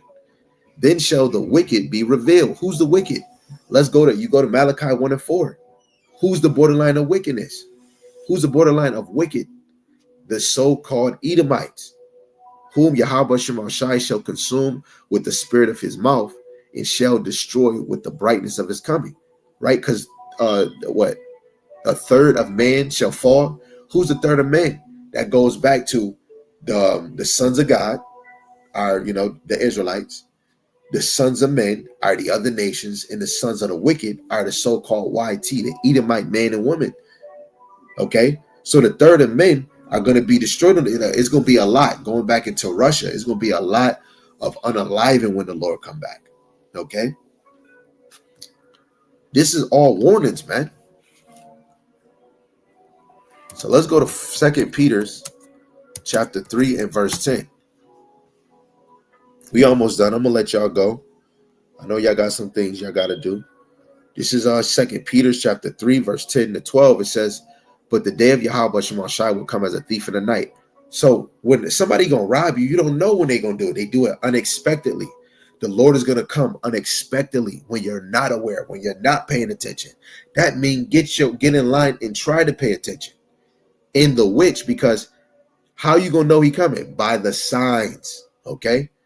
That's why he says in 2nd Ezra, the 9th chapter, measure the times, in the which the heavens shall pass away with a great noise, and the elements shall melt with fervent heat, extremely hot, The earth also and the works therein shall be burnt up. Seeing then that all these things shall be dissolved, what manner of persons ought ye to be in all holy convocation and godliness, looking for and hasting unto the coming of the day of the Most High, wherein the heavens being on fire shall be dissolved, and the elements shall melt with fervent heat. Right? Everything you see, know in your mind, it will be gone. It will be dissolved. Phones, money, your car, your house, the things that you love, the PlayStation, tablet, whatever you think you love, all those things are about to come to naught. Right? You want to be spiritually ready for that, mentally ready for that. I don't know what that looks like. Okay, so now we about to deal with the apocryphal warnings of insurrection and chaos. So we about to tap into Second Esdras. Second Esdras, the 15th chapter. So the Second Esdras, the 15th chapter, verse 14 to 19. It says, "Woe to the world and them that dwell therein, for the sword and their destruction draweth nigh, and one people shall stand up to fight against another in swords in their hands." Right? When you go to Second Esdras 13, it even says it's going to be realm against realm. The spiritual realm is going to be fighting against this reality, man. That's going to be crazy, man. Oh my goodness, man.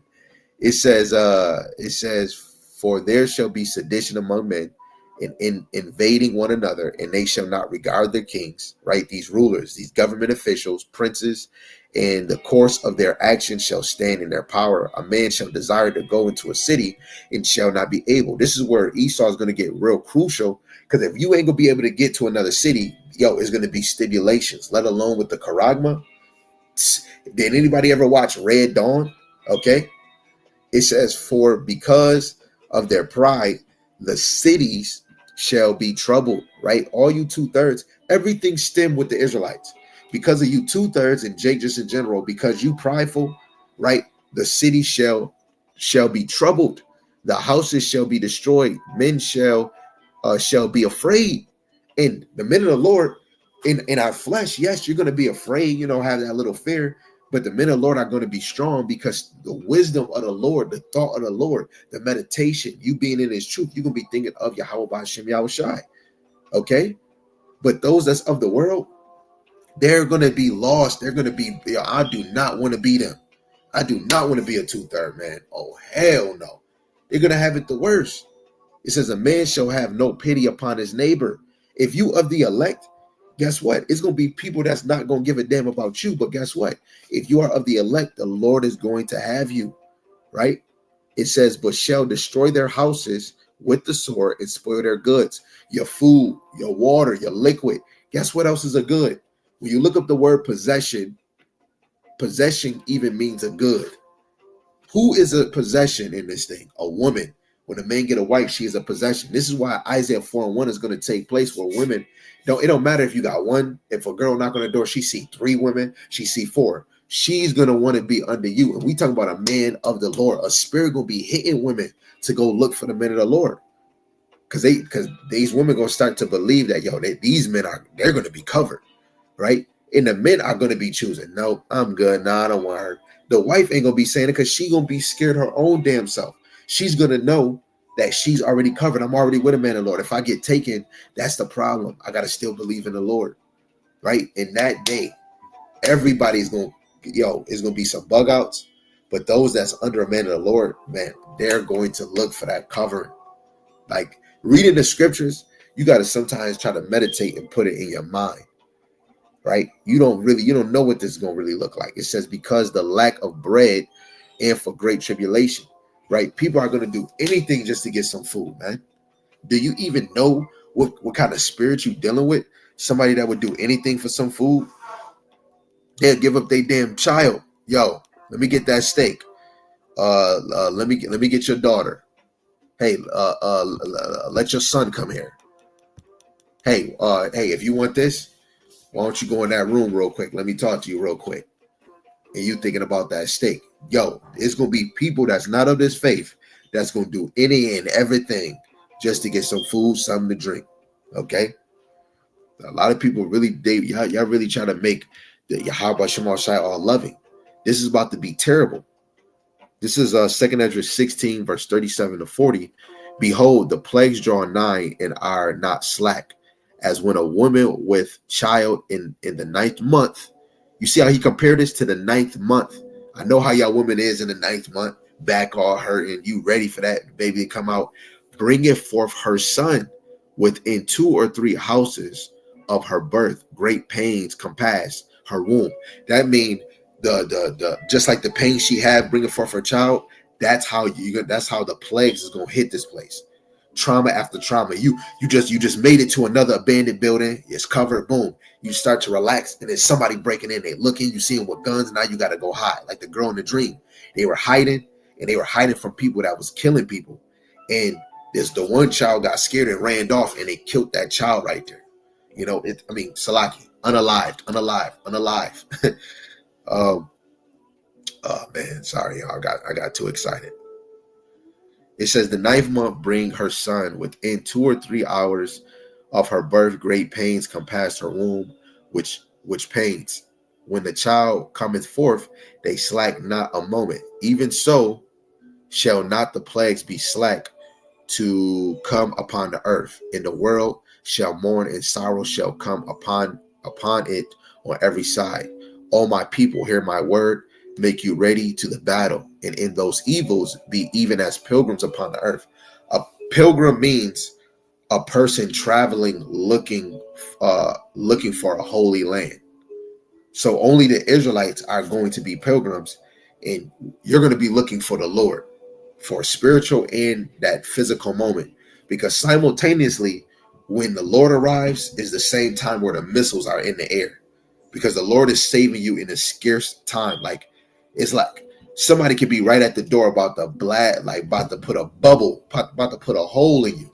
Like, this is them about to walk through, put a hole. The Lord is coming simultaneously at that time, just the same as a missile. Missiles in the air about to drop and hit the ground. The Lord is coming simultaneously at that same time. It's going to feel like, oh, I might not get out of here. But those that are of the elect, when you drop down, I think 70 something. Where the heck is it at? 75. It says, be ye not afraid, neither doubt, for the Most High is your guide, right? So for y'all that's fully in this truth, you're going to come in this thing and not be afraid, not doubt that this not going to happen. You know what? I'm not going to get saved out of this. No, they're not going to doubt. They're going to really believe I'm about to get saved out of this. You know, only the elect. Okay. Now I'm putting this in my life now. Like, yo, this is really going to happen. You don't want to have it in your mind. Nah, everything is good. America's going to last for another year. Man, I'm thinking it's not going to even make it 2 months. Even if it make it 2 months, I'm going to have it in my mind. You got to be ready for what's about to come. Okay.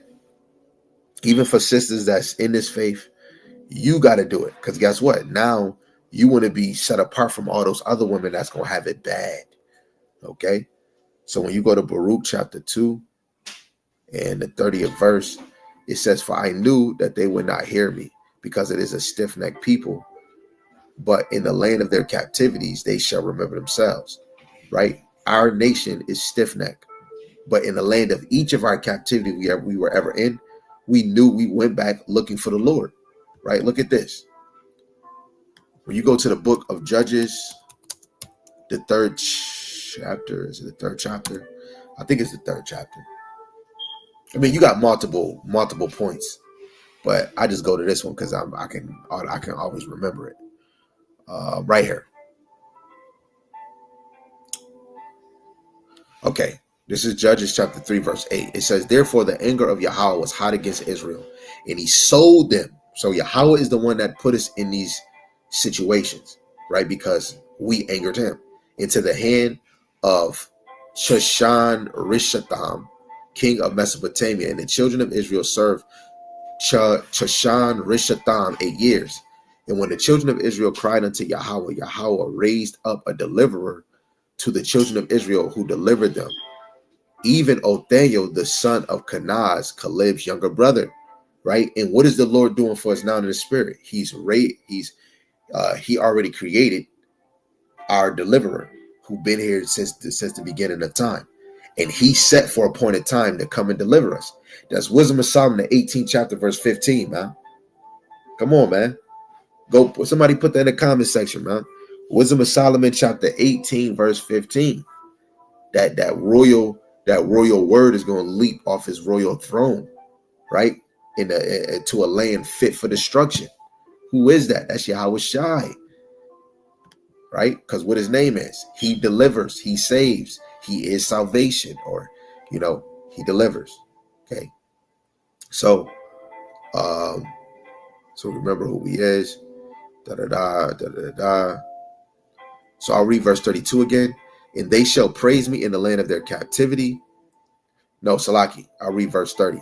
For I knew that they would not hear me, because it is a stiff-necked people.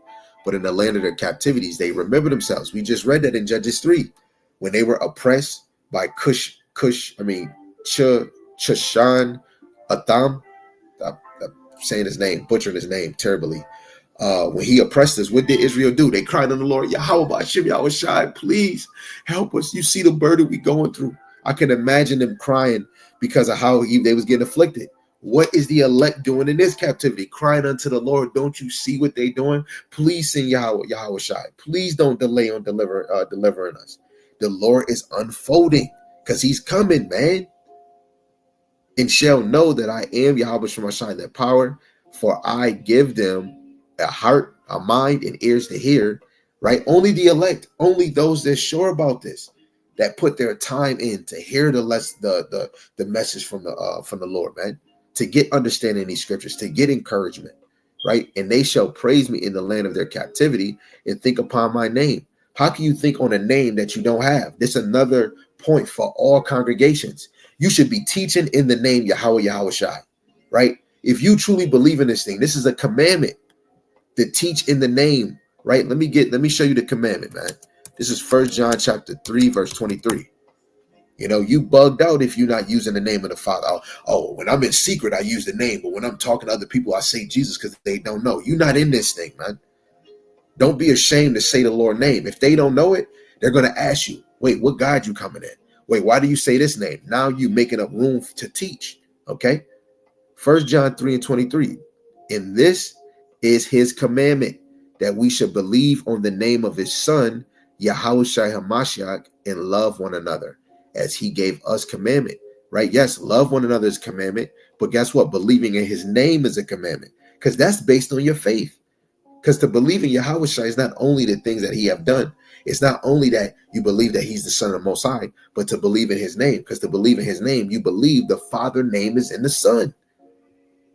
Right? Let me get one more. We're going to get back on track. I'm just getting excited speaking about Yahweh Shai name. This is St. John, the 5th chapter, in verse 43. And you can read that in Exodus 23, verse 20 and 21. St. John 5 and 43. I am come in my Father's name, and ye receive me not.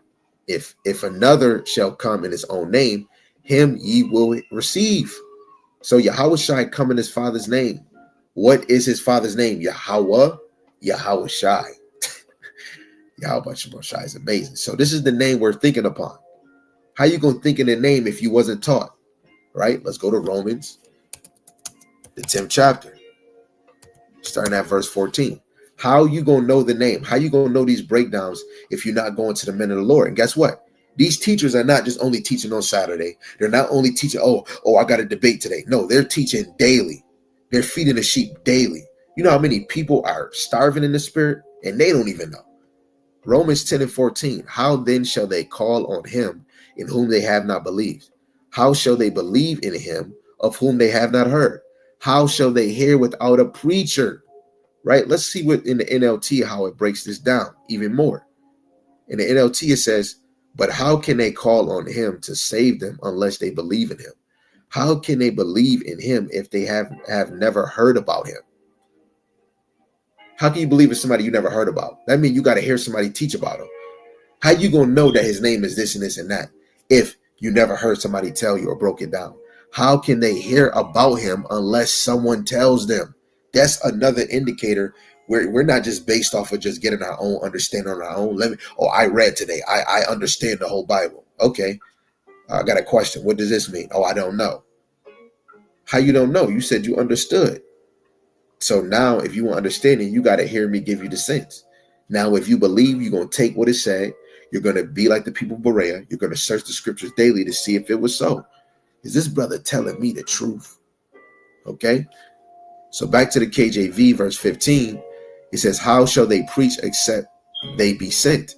As it is written, how beautiful are the feet of them that preach the gospel of peace and bring glad tidings of good things, right? How beautiful is the feet of the men that's teaching his word? Hey, some of us got corns, but you preaching this word, 100% truth, sound doctrine, you got beautiful feet, man. How beautiful is the feet of them that preach the gospel of peace, right? And gospel is good news. That's the whole Bible. This is all good news, baby, right? Verse 16, it says, but they have not obeyed the gospel. But Isaiah saith, Lord, who have believed our report? Who's going to believe the report about Yahushua? Who's going to believe the report about salvation? Who's going to believe the report about the destruction of or the Israelites devouring the nations that put them in captivity? Who's going to believe, man? Who's going to believe, right? So then faith cometh by hearing, and hearing the word of God. We're going to keep teaching until the Lord tell us to stop, right? When the famine of word comes. But those that really get in this truth is those that's hearing the word, hearing somebody teach, and they're growing in faith. Each breakdown. You women got it easier than all men. Yes, the women, you should be, taking breakdowns so you can read it and read it for yourself. But mainly you women supposed to just learn, like hear what's being said. That's the main thing you do. When somebody teaching, and if you ain't doing nothing, make sure you're focused on what's being brought out. Listen and grow in that faith. Now, if it comes a time, you want to be able, because somebody taught something that you kind of remember what's being said, you take those notes down. But truly, notes is for men, right? Because if men is getting set up to go teach this word, notes is really for them.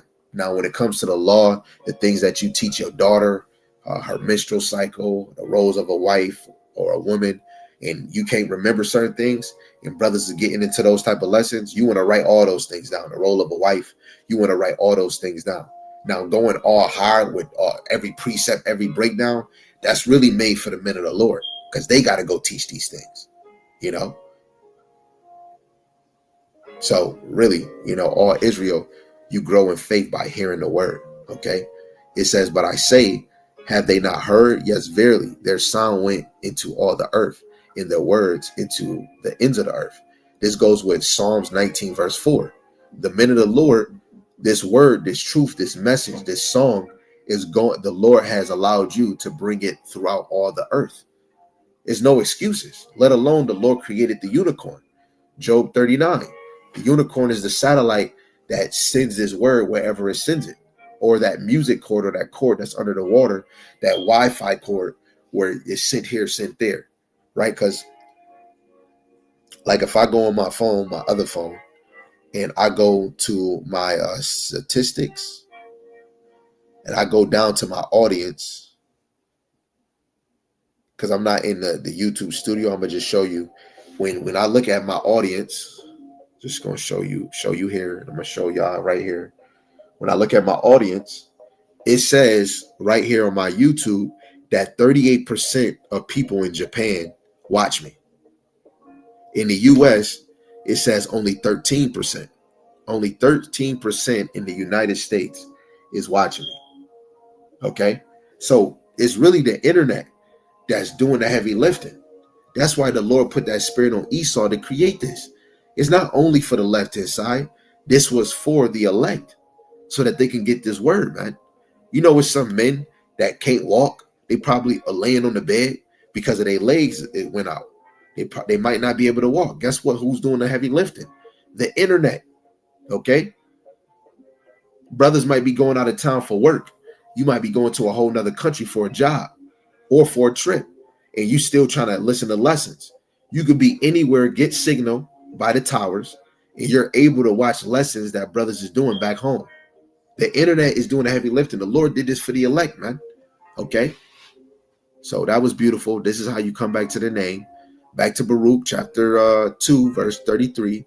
In return from their stiff neck and from their wicked deeds, for they shall remember the way of their fathers which sinned before Yahweh Shemel Shai, and I will bring them again into the land which I promised with an oath unto their fathers, Abraham, Isaac, and Jacob. And Jacob is not the father of all nations. Okay. So how can you put the other nations in there? Abraham is not connected to every family on the earth. Okay. He had 8 sons, right? You got Hamites, you got the descendants of Japheth.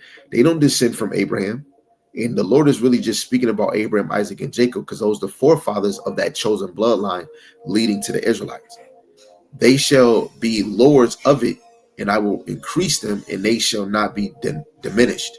And I will make an everlasting covenant with them. You can read that in 1 Chronicles, the 16th chapter, verse 11 down to 18. To be their power, and they shall be my people, and I will no more drive my people of Israel or Yasharella out of the land that I have given them. So that means when we get back into our land, we're never going to be driven from it. This is something to desire. This is what you look at in Colossians, the 3rd chapter. Set your affections on things above, that you'll never be away from Yahweh Shemel Shai ever again. Okay. So Ezra saw the final plagues, the chaos, the war, the famine leading to Yahweh Shai's return, and the redemption of Yasharella. So I'm going to just quote these other verses real quick. Zephaniah 3 and 8. Therefore wait ye upon me, saith Yahweh, for my determination is to gather the nations, to pour upon them my indignation. The Lord, it's in his will that he is going to perform a great sacrifice. When you go to Zephaniah chapter 1, verse 6 and 9, the Lord is about to do something beautiful on behalf of the elect, right?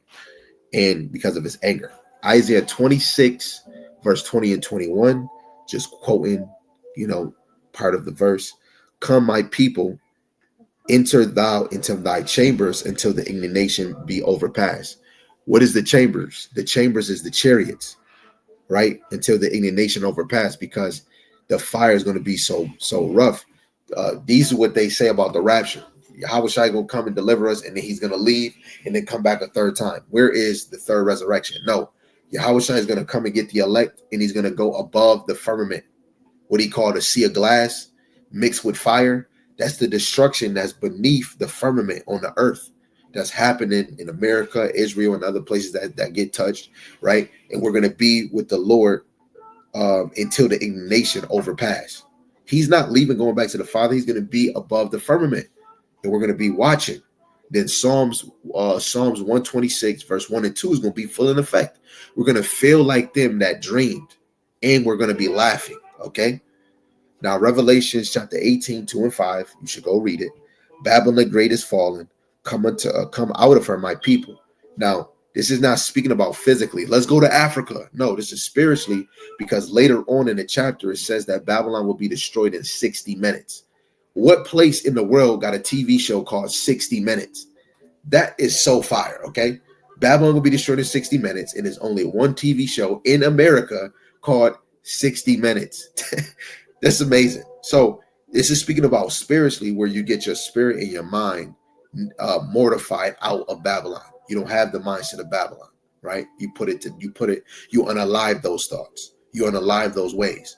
But in a physical sense, to get out of here, you have to keep the faith, Revelations 14:12, maximize or maintain your faith in Yahweh Shai, and keep the law, statutes, and commandments to the best of your ability. 2nd Ezra chapter 9, verse 7. Those that believe, those that have faith, they do the work, which believe. Those are the ones that are going to escape the terror that's going to come on this side. Okay. And how? Because Yahweh Shai is going to beam them up. Okay. So basically that was it, man. Lord willing, this is edifying. Again, the title of this lesson is These Warnings Are Not a Joke. We started off in Genesis, the 19th chapter, verse 14 in the NLT, where Lot was telling his sons-in-law that Yahweh was about to destroy Sodom and Gomorrah. And they said, They thought he was joking. So every day you see us do lessons on TikTok or where, oh man, these Israelites, they only think, why don't we discuss the scriptures then? If you think what I'm teaching is a joke or is false teaching, if anybody can say you teaching false, they have to stand on business to say, look, this is why it's false. I'm gonna bring this precept that we can have a discussion. That's what it's all about. Discussing what is right and what is wrong so that we could come to that conclusion. If you can't come to the conclusion, the Lord might not be dealing with you on that level. You might not be of that you might not be of the elect. I can't force you to get it. And you can't force me out my stick and stick. Because if you can, that means I might not be of the elect. People say, oh, I don't want to debate. This is not a debate, it's a discussion. Or we bring our matters forth. A lot of y'all show forms of running because now when people telling you I don't agree with that, and then let's bring our precepts here. You show me precepts. About this, what this going into. This is why I don't see that. And you like, wait, hold on. You brought out the wrong precepts. That precept is really for this breakdown, and that precept for that breakdown. But those two I can agree with. But this is what this going into. We supposed to come to the middle and then understand. If we don't understand and teach the same thing, we can't walk together. Somebody has to be telling the truth. Somebody has to be lying, man. And guess what? These warnings, none of us can say, I did not know. When you get in the car and you start driving, you cannot say you did not see the speed limit 35, 45. You cannot say that you did not see the stop sign or the red light.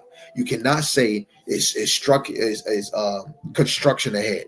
Oh, it's what is it? What they say? The left lane is not working, so you got to get in the right lane. You cannot say that you did not see these signs, man. It's warnings after warnings. Now, I'm going to stay on this live, but for the YouTube channel, I want to give all praises to Yahweh, by Hashem Yahushai, by Hashem HaKakodash. Double honors to the elder apostles and the elders of Great Millstone. A mighty shalom to the hopeful elect. Lord willing, as a whole, y'all continue in sound doctrine. Shalom to the Aqua, the believers of this faith and this truth. Lord willing, that you continue to pursue your lot, being a loving and silent and virtuous wife. And Lord willing, Yahweh Shemashai has mercy on the other brothers and sisters that's not in the faith. With that, shalom, shalom, a Bible ball. Till next time.